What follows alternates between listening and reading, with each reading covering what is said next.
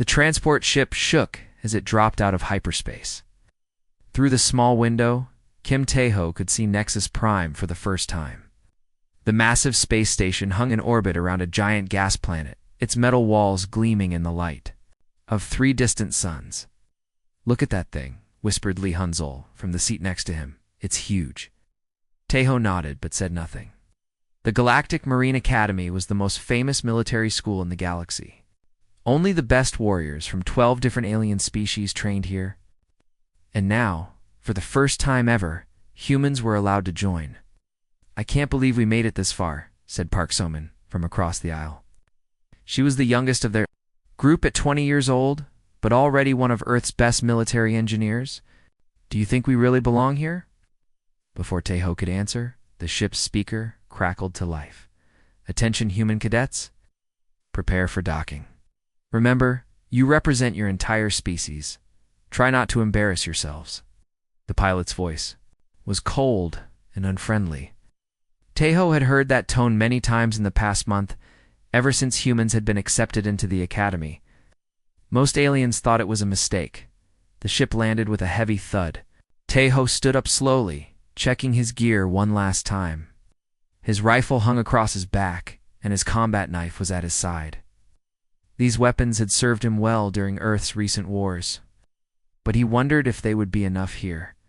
The other 11 human cadets gathered their things. They all looked nervous, except for Choi Minji. She had been fighting in Earth City since she was 16 and feared nothing. Young Dongwoo was sweating despite the cool air, clutching his engineering tools like they might save his life.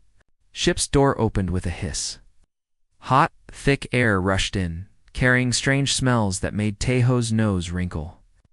They walked down the ramp and into the docking bay. Tae-ho stopped and stared. The docking bay was enormous, bigger than any building he had ever seen on Earth, and it was full of aliens. A group of tall, lizard-like creatures stood near one wall. Their scales were green and black, and they had long tails that swept the ground behind them. These were saurians, Tae-ho realized. Each one was at least 15 feet tall and built like a tank. On the other side of the bay, insect-like beings clicked and buzzed at each other in their strange language. The Chitauri had 4 arms, 6 legs, and hard shells covering their bodies. Their compound eyes reflected the station's lights like mirrors. There were others too.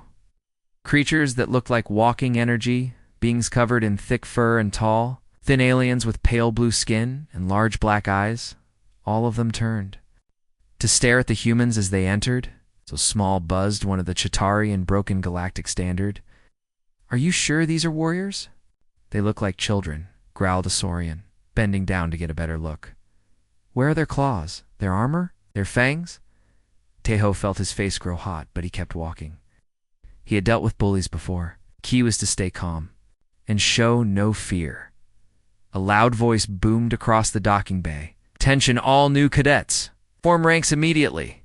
The voice belonged to Instructor Veltar, a massive saurian with red and black scales. Scars covered his face and arms, proof of many battles. His yellow eyes swept over the crowd like a predator looking for prey. All the cadets quickly formed. Lines, the humans ended up in the back, being much shorter than the aliens. Tae-ho could barely see over the shoulder of the Chitauri in front of him. "Welcome to the Galactic Marine Academy," Veltar said, his voice echoing off the metal walls. "You are here because your species believe you have what it takes to become Marines. Most of you are wrong."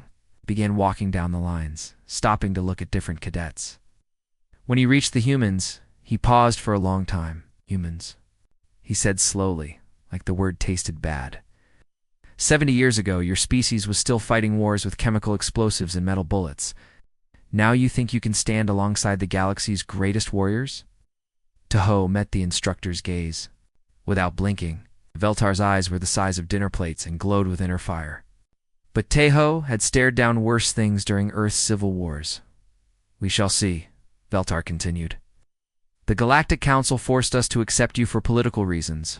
Politics will not help you here. Only strength matters in the Marines." He moved on to the next group, leaving the humans behind. Tae-ho could hear some of the other cadets whispering and laughing quietly. "Pathetic," said a voice behind him. Teho turned to see a large Chitauri cadet with silver markings on his shell. I am Brixtel of the Third Hive. I have killed over 30 enemies in combat. How many have you killed, little human? Teho was quiet for a moment. During the wars on Earth, he had been forced to do things he preferred not to remember. But bragging about killing was not something he believed. Enough, he said simply. Brixdale's mandibles clicked in what might have been laughter. We shall see about that. Instructor Veltar finished his inspection and returned to the front of the group. You will now be taken to your barracks. Tomorrow, we begin testing to see who among you has the potential to become a Marine. I expect most of the humans will be on the next transport home. The cadets were divided into groups and led away by different instructors. Teho's group was taken through long corridors filled with displays showing famous Marine battles. Pictures of alien warriors in power armor defeating massive monsters and alien fleets. Notice anything? Soman whispered to him as they walked. Teho looked around. No humans in any of the pictures. Exactly. We're not just the new kids here. We're the unwanted kids. Their barracks were small and basic. Each cadet got a bed, a locker, and a small desk. The human section was separate from the aliens, probably to avoid conflicts. But Teho could hear the other species talking and laughing. In their quarters nearby, as night fell, the station's lights dimmed to simulate planetary cycles. Teho lay on his narrow bed, staring at the ceiling. Tomorrow would bring their first real tests. He had no idea what to expect, but he knew it would not be easy. Hey, Teho, Hansol called softly from the next bed. Do you really think we can do this? Some of those aliens look like they could tear us apart with their bare hands. Teho thought about it for a moment. The other species were bigger, stronger, and faster than humans. They had natural weapons and armor that humans lacked. By every measure that seemed to matter, humans were inferior. But Teho had learned something important during the wars on Earth. Sometimes the biggest and strongest fighters were not the ones who won. Sometimes it was the ones who could think fast, adapt quickly, and never give up. We'll find out tomorrow, he said quietly. In the distance, he could hear alien cadets still talking and boasting about their achievements. They sounded confident, even arrogant. They clearly expected the humans to fail quickly and badly.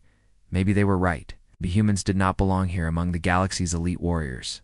But Teho had not come this far to give up without a fight. He closed his eyes and tried to sleep, knowing that tomorrow would be the first real test of whether humans deserved to be called Galactic Marines. The alarm bell rang at dawn, its harsh sound echoing through the barracks. Teho jumped out of bed, already reaching for his gear before he was fully awake. Years of military training had taught him to be ready for anything. Move, move, shouted Instructor Veltar from the corridor. Physical assessment begins in 10 minutes.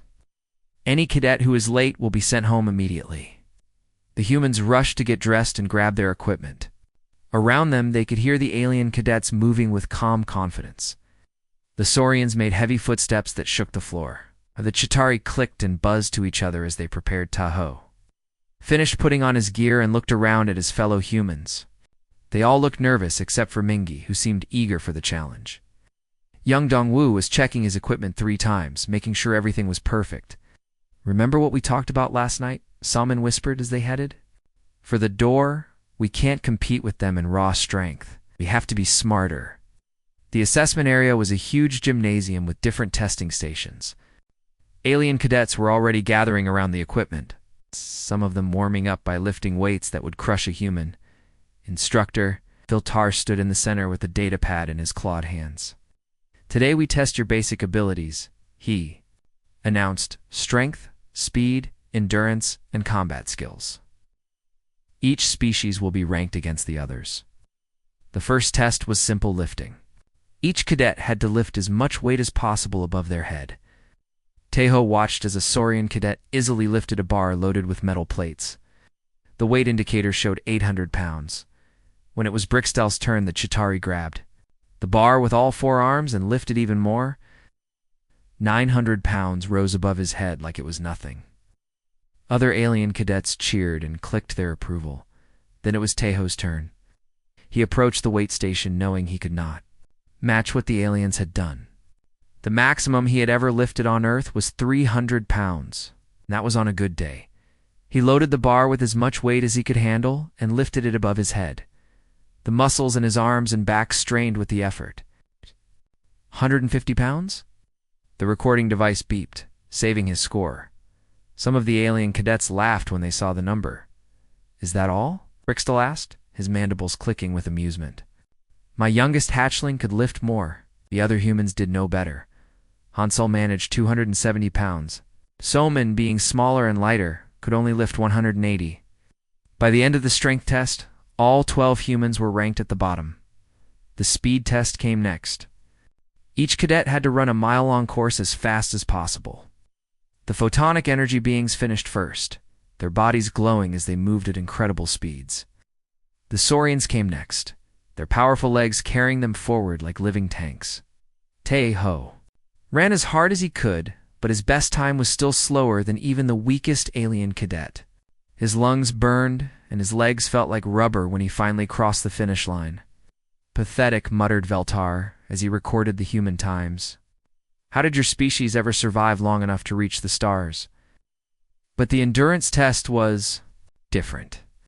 This time, cadets had to keep running until they could not continue. One by one, alien cadets began to drop out. The large saurians overheated quickly. The Chitauri's hard shells made long-distance running difficult. Te-Ho found his rhythm and kept going. His human body was designed for this kind of steady, long-distance effort. Beside him, Hansal was also still running strong, so Min had found her pace and showed no signs of slowing down. After 2 hours, only half the cadets were still running. After 3 hours, that number dropped to 12. 6 of them were human. Brixtel had stopped after the first hour, his breathing heavy and labored.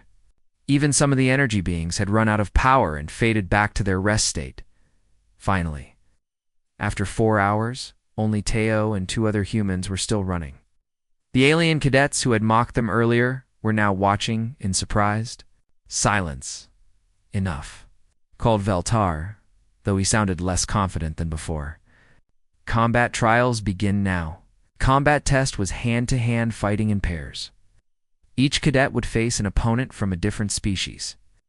Teho was matched against a young Saurian named Corvex. Corvex was twice Teho's height and 3 times his weight.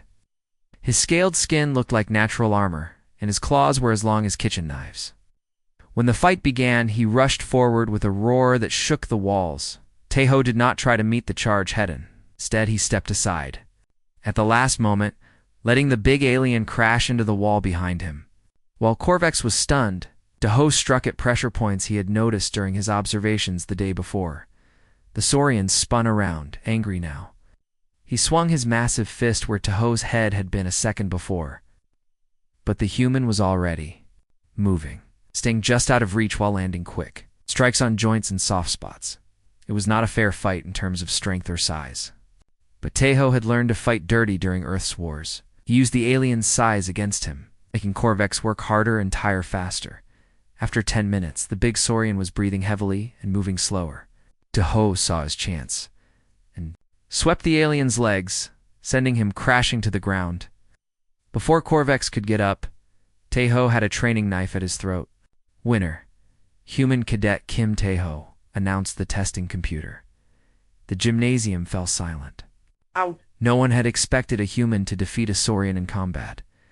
Even Veltar looked surprised, his yellow eyes studying Teho with new interest. But the other humans were not as lucky.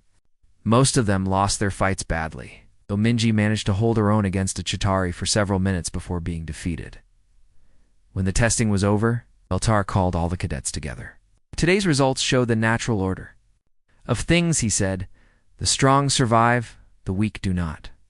Humans, you performed as expected in most areas. He paused, his gaze finding Teho in the crowd. However, some of you showed unexpected abilities. Perhaps there is more to your species than appearances suggest. That night in the barracks, The humans gathered around Teo's bed to talk about the day's events. "How did you beat that Saurian?" asked Yang Dongwu. "He was huge." I watched. "Them yesterday," Teho explained. "All the alien species have patterns in how they move and fight. The Saurians are strong but slow to turn. The Chitauri are fast, but their shells have weak spots at the joints." Salman pulled out a notebook filled with drawings and notes. "I've been doing the same thing. Look at this." She showed them detailed sketches of alien anatomy and technology. "Their equipment is designed for their biology, not ours. But that means we can modify it to work better for humans." "What do you mean?" asked Hansel. "Watch this." Salman took apart her training rifle and began changing some of the internal parts. "This weapon is made for beings with 4 arms and hands twice the size of ours. But if we adjust the grip and trigger mechanism," she put the rifle back together and handed it to Hansel. He raised it to his shoulder and immediately smiled. "It fits perfectly now. It feels lighter, too." "The aliens are stronger and faster than us," Teho said, understanding what Soman was thinking. "But they're used to fighting others like themselves. They don't know how to deal with something completely different." Over the next few days, the human cadets began to adapt. They studied alien fighting styles and found weaknesses. They modified their equipment to better suit human hands and bodies. Most importantly, they learned to work together in ways the other species did not. During group exercises, while alien cadets tried to prove individual superiority, the humans coordinated their attacks. Ansal would provide covering fire while Teho and Minji moved to flanking positions. Soman would disable enemy equipment while Yang Dongwu set traps. Their first major success came during a capture-to-flag exercise. The humans were assigned to a mixed team with Saurians and Chitauri. The opposing team had more powerful species, including energy beings and the bear-like Ursoids. The alien cadets on both teams expected a straightforward battle of strength versus strength. But Teho had other ideas. "We can't win by fighting them directly," he told his team. "But we don't have to. We just need to get their flag and bring it back." While the alien cadets engaged in the expected frontal assault, the humans slipped around the sides. They used stealth and misdirection, hitting supply lines and communication posts instead of enemy fighters. By the time the opposing team realized what was happening, Soman had already reached their flag. She grabbed it and began running back toward their base, with Hansal and Minji providing cover. The enemy team tried to stop them, but they were confused and disorganized. They had never faced tactics like this before. Within minutes, the humans had won the exercise. Even Brixtel looked impressed, though he tried to hide it. "Clever," he admitted grudgingly. "But tricks will not work every time." "Maybe not," Teho thought, but they had proven something important today. Humans might be smaller and weaker than aliens, but they could still find ways to win. The real question was whether the instructors would see it the same way. 3 weeks had passed since the humans first arrived at the academy. Word of their small victories had spread throughout the station, and not everyone was happy about it. Teho noticed the change during breakfast. Alien cadets who had simply ignored humans before now watched them with hostile eyes. Conversations stopped when humans walked by. The atmosphere felt dangerous, like a storm building in the distance. "They don't like that we're getting better," Soman whispered as they sat at their usual table in the corner of the mess hall. "Some of the instructors are starting to notice us too." She was right. Yesterday, Instructor Veltar had actually complimented Hansal on his shooting accuracy. 2 days ago, another instructor had asked Salman to demonstrate her equipment modifications to the class. The humans were no longer invisible. Brixtel stood up from his table across the room, his forearms crossed over his chitinous chest. Several other alien cadets rose with him, 2 Saurians, a photonic energy being, and an Ursoid that looked like a walking bear made of muscle and fur. "This cannot continue," Brixtel announced loudly, making sure everyone in the mess hall could. "Here these humans are making a mockery of marine traditions. They win through tricks and deception, not honest combat." "Is there a problem, Cadet Brixtel?" asked Instructor Veltar from the staff table. "No problem, Instructor." just discussing training methods with my fellow cadets. The anger in the Chitauri's compound eyes. This was not over. The trouble started during afternoon combat training. The exercise was supposed to be simple sparring matches between mixed pairs. Taeho found himself facing a young Saurian named Galactic. The fight began normally enough. Galactic charged forward with typical Saurian aggression, but Taeho was ready for it. He had faced this type of attack before and knew how to respond. Dodged to the side and struck at the alien's knee joint, just as he had been taught. But something was wrong. Instead of the dull training weapon he expected to hit, his hand struck something sharp and hard. Galactic had filed his claws to razor points. Pain shot up Taeho's arm as the sharpened claws cut through his training armor and into his flesh. This was not allowed in practice fights. Real weapons were forbidden during training exercises. Accident, Galactic said, with a smile that showed too many teeth. So, sorry, human. But Taeho knew it was no accident. He looked around the training area and saw other humans having similar accidents.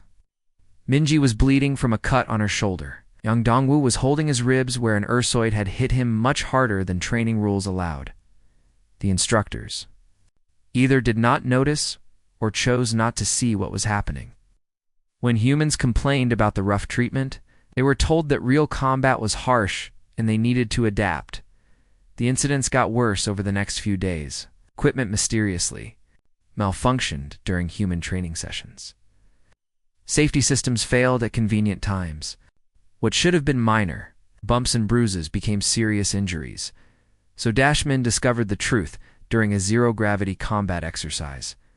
She was inspecting her malfunctioning thruster pack when she found clear evidence of sabotage. Someone had deliberately damaged the control circuits.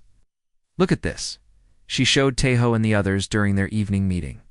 These wires were cut with a blade, not damaged by accident. Someone wanted my thruster to fail.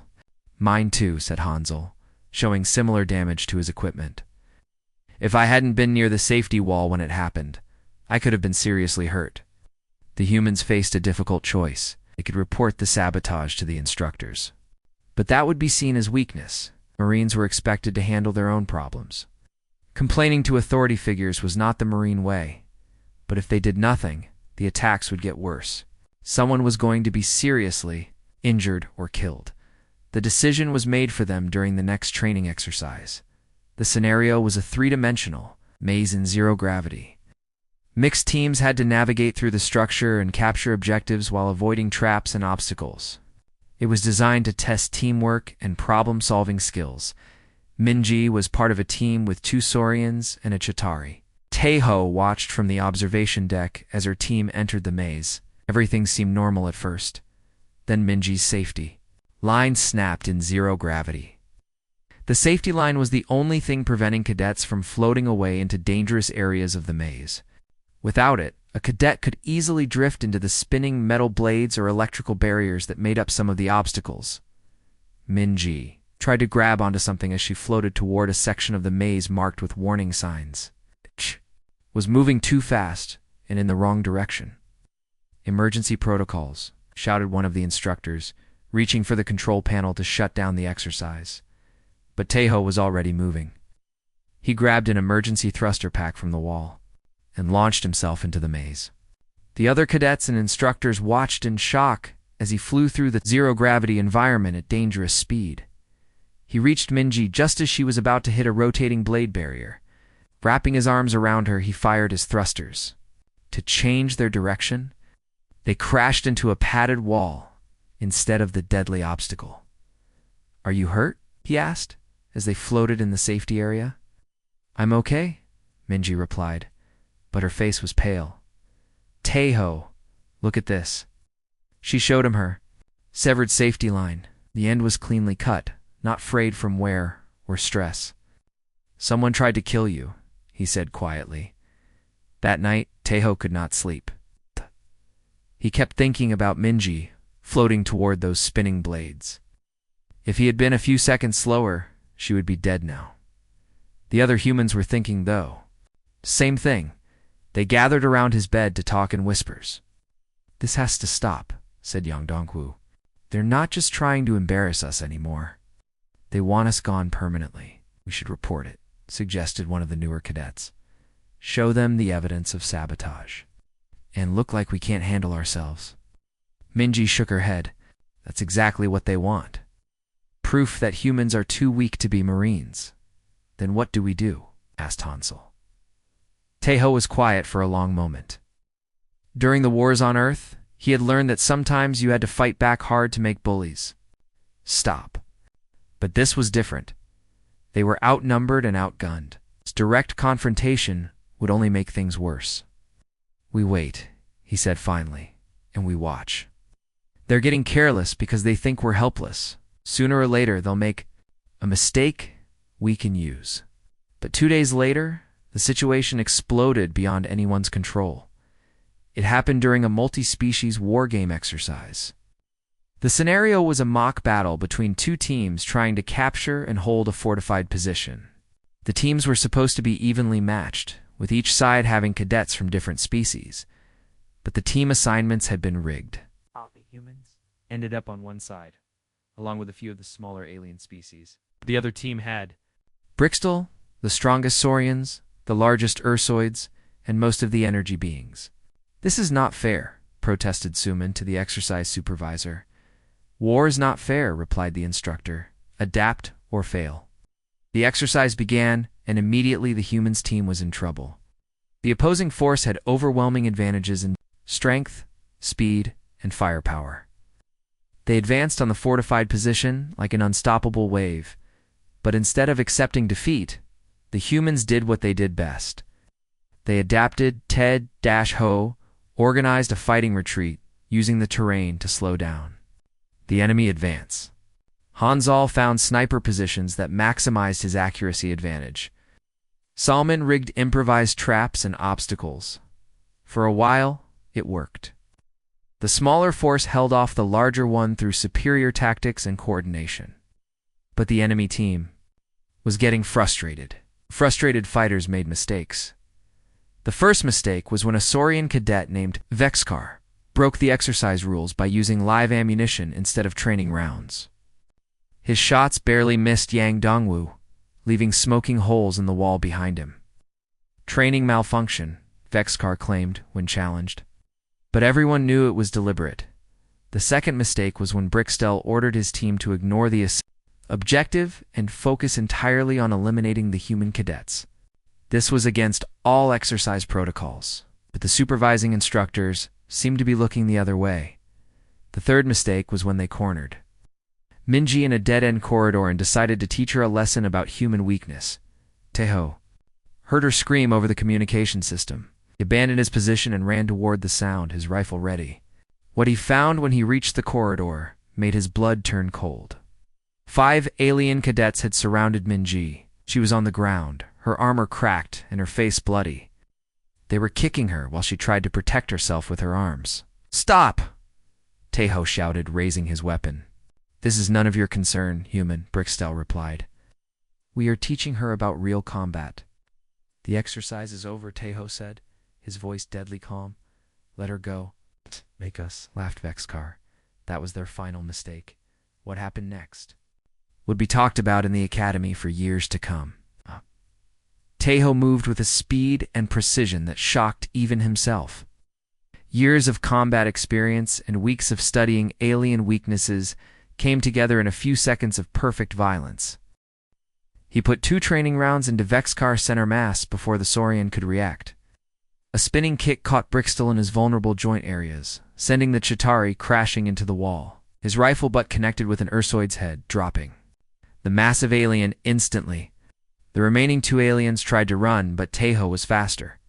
He tackled one and put the other down with precision strikes, 2 nerve centers he had memorized during his studies.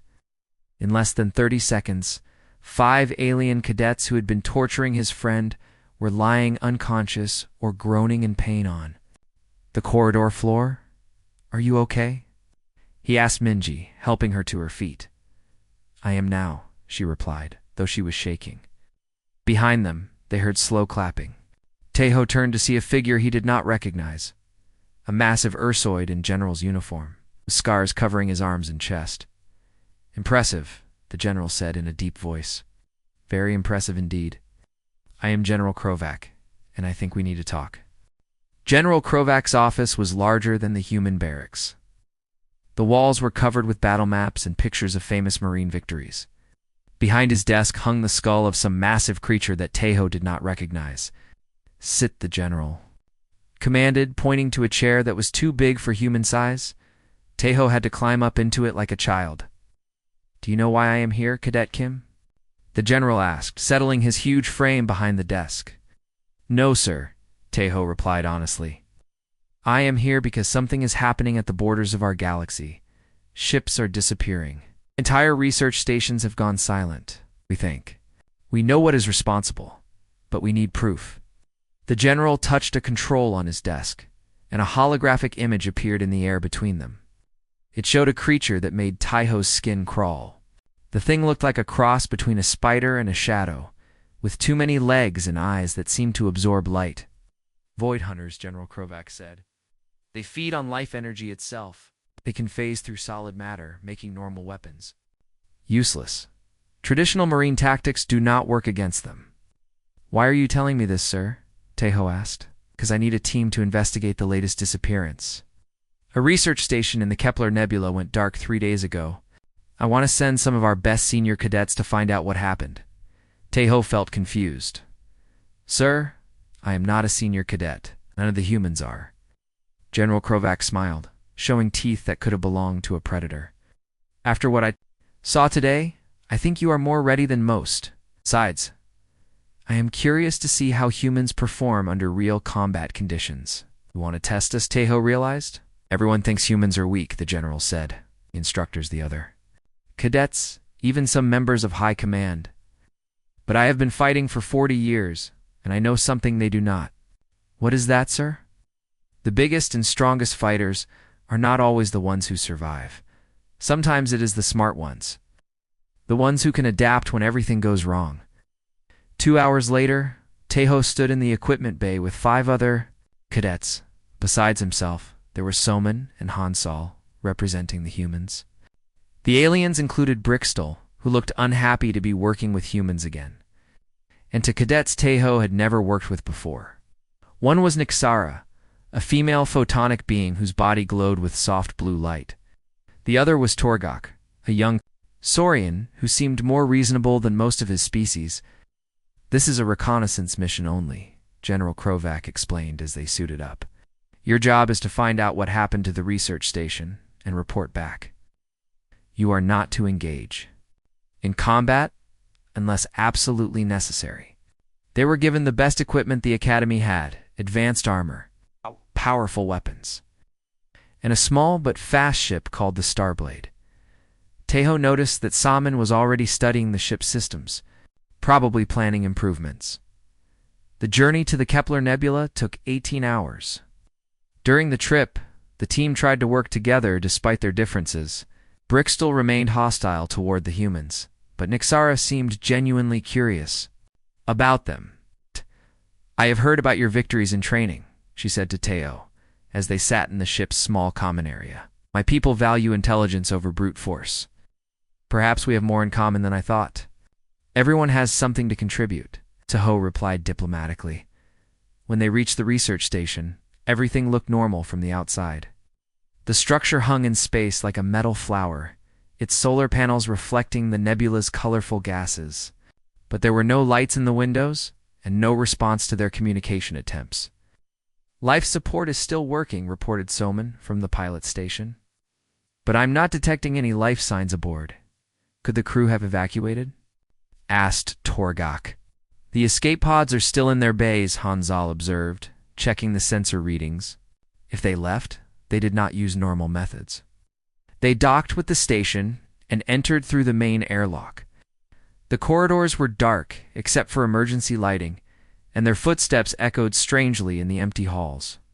"Stay together," Tejo ordered, even though he was not officially the team leader. "Something feels wrong here." They made their way to the main laboratory, where the research team would have been working. The room was a mess. Equipment scattered everywhere.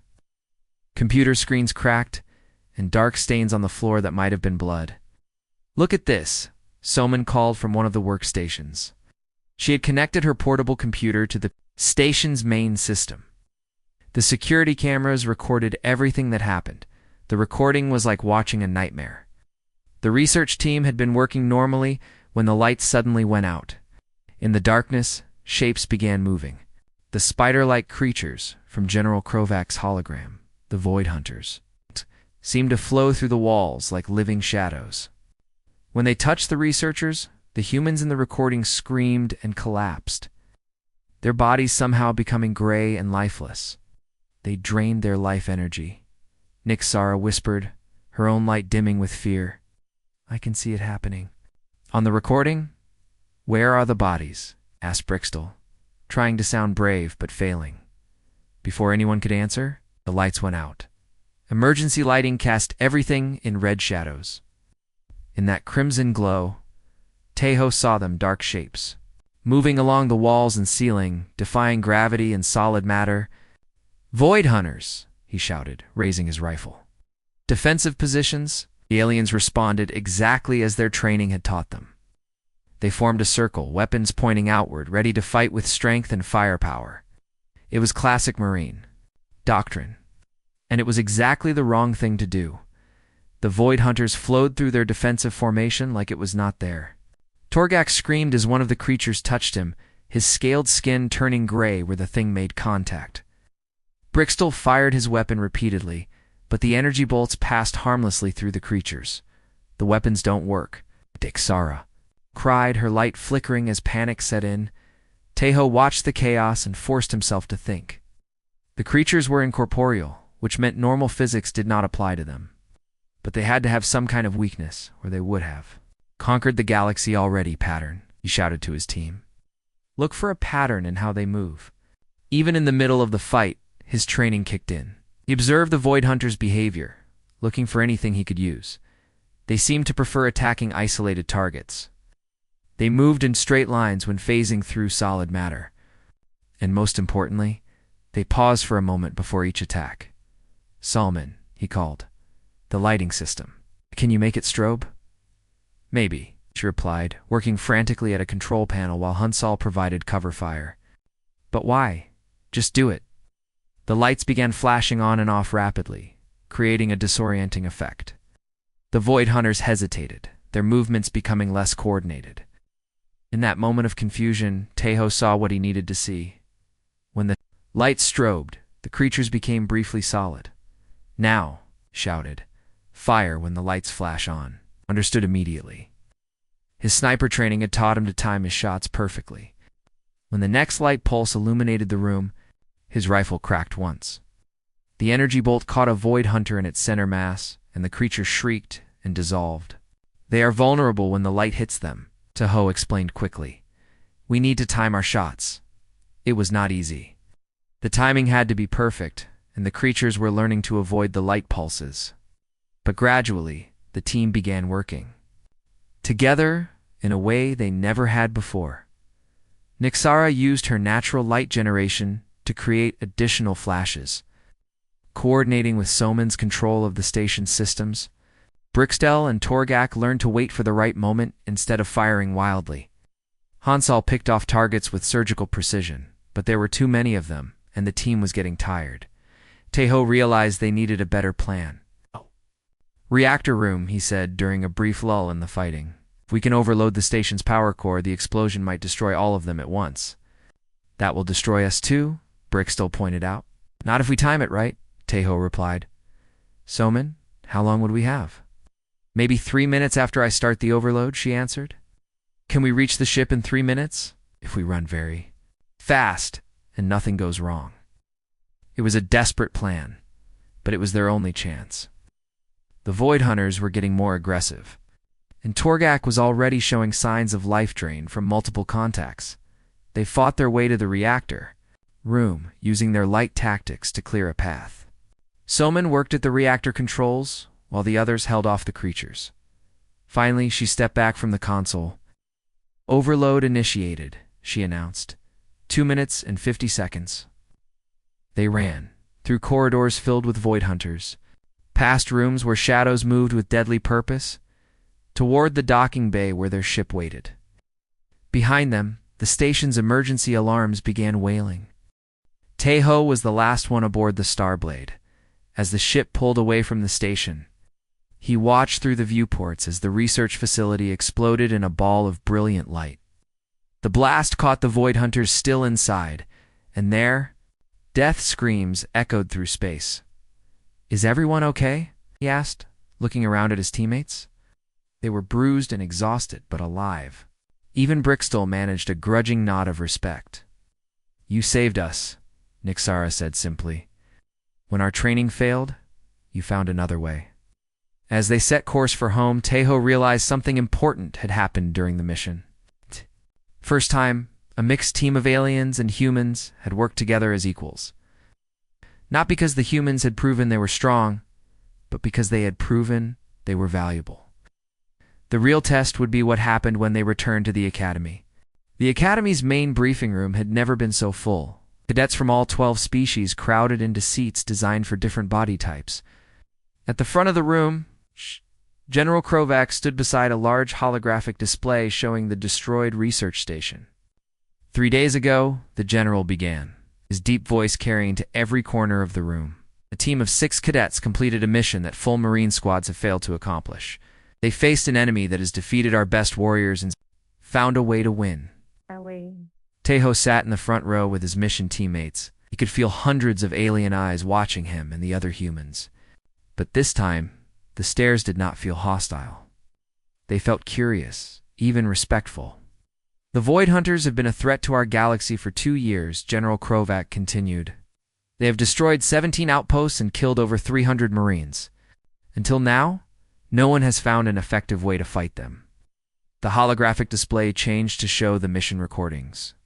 The assembled cadets watched in silence as the team fought the shadow creatures using light tactics and perfect timing. When Hansal's precisely aimed shot destroyed the first Void Hunter, surprised murmurs rippled through the audience. "This victory was possible because of human tactical thinking," the general said, looking directly at Taeho. "While other species relied on strength and firepower, humans used observation, adaptation, and coordination to achieve success." Commander Zaranin, the Academy's leader, stepped forward. The tall, pale Ethereal looked uncomfortable, his large, black eyes avoiding the human cadets. "The mission report has been sent to Marine Command on all 12 homeworlds," he announced. "It has also been distributed to every military academy in the galaxy. Human tactics are now being studied by our best strategists." After the briefing, word spread quickly through the Academy. Alien cadets who had mocked humans weeks earlier now approached them with questions. How had they learned to fight so differently? Could they teach these methods to others? Brickstall was one of the first to seek out Taeho. The proud Chitauri looked embarrassed as he approached the human barracks. "I owe you an apology," he said, his mandibles clicking nervously. "I was wrong about your species. During the mission, you saved my life when my training failed me." "We are a team," Taeho replied. "Simply, teams look after each other." "Yes," Brickstall agreed. "I would be honored to train with you again." Over the following weeks, everything changed at the Academy. Instructors who had dismissed humans began asking them to demonstrate their methods. Alien cadets requested to be paired with humans during exercises to learn their tactics. So Dashmin found herself teaching engineering classes, showing how to modify equipment for different combat situations. Her adaptive armor designs were tested by cadets from multiple species, finding ways to improve their performance. Hansel became the Academy's new marksmanship instructor, teaching precision shooting techniques that emphasized accuracy over raw power. Even the massive Saurians learned to appreciate the value of careful aim. Minji and Yang Dongwu started a new course called Unconventional Warfare, where they taught guerrilla tactics, improvised weapons, and psychological operations. The classes were always full, but the biggest change came from outside the Academy. General Krovac called Taeho to his office again, this time with better news. "Marine Command has made a decision," the general said, settling behind his desk. "Based on your mission's success, they are implementing something called the Human Integration Protocol." "What does that mean, sir?" Taeho asked. It means human tactical advisors will be assigned to Marine units throughout the galaxy.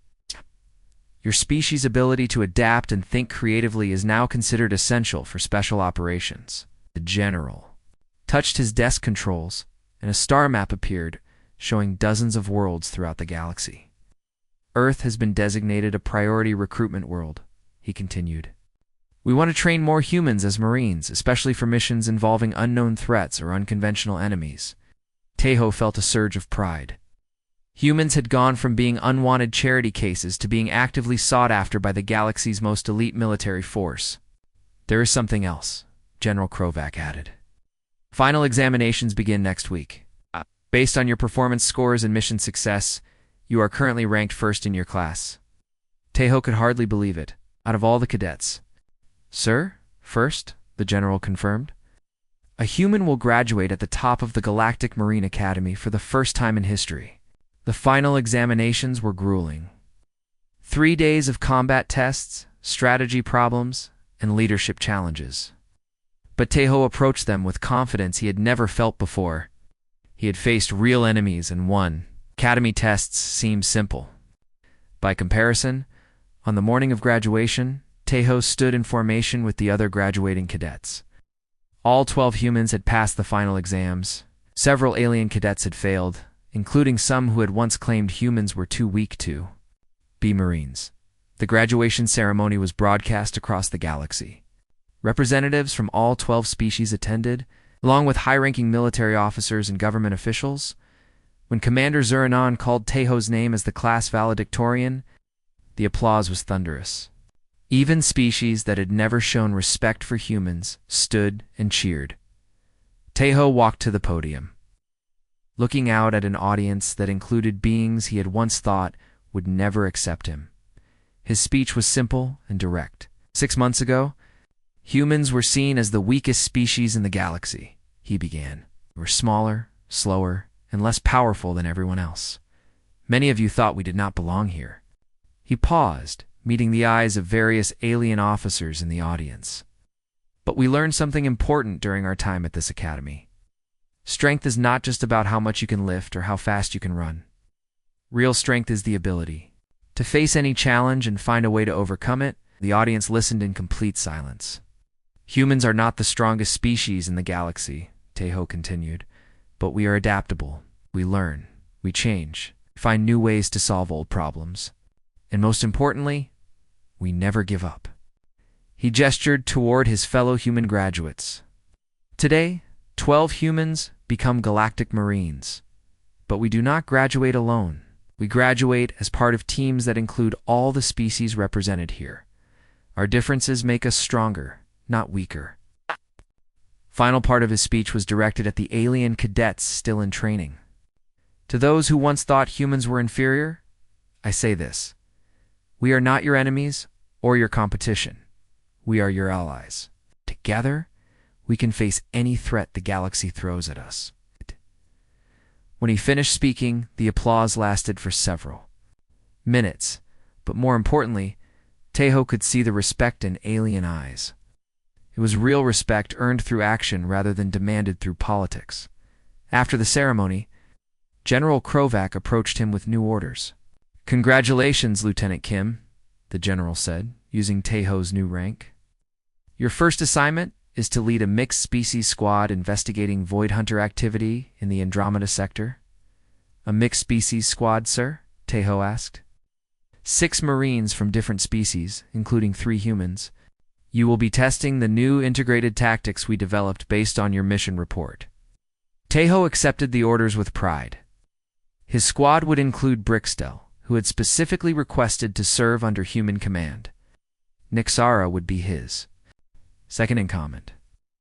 And Salman would handle technical operations, as his ship prepared to depart for the Andromeda sector. Tejo looked back at the Academy one last time.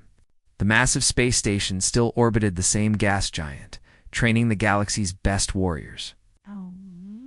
But now those warriors included humans as equals. His communicator chimed with an incoming message from Earth. It was from the recruitment office. REPORTING that applications to join the Galactic Marines had increased by 300. since the graduation broadcast. Young humans all over Earth wanted to follow in his footsteps. Lieutenant called Brickstell from the ship's bridge. We are ready to depart. On my way, Tejo replied.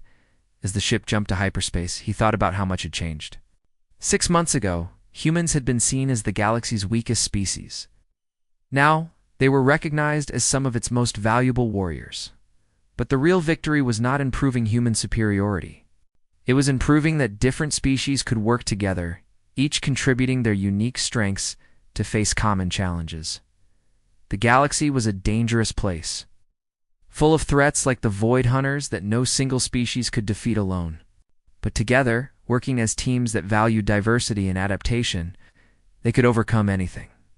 Tejo smiled as he walked toward the bridge. The galaxy had learned that humans were not inferior after all. They were exactly what the Marines needed. The future looked bright with possibilities.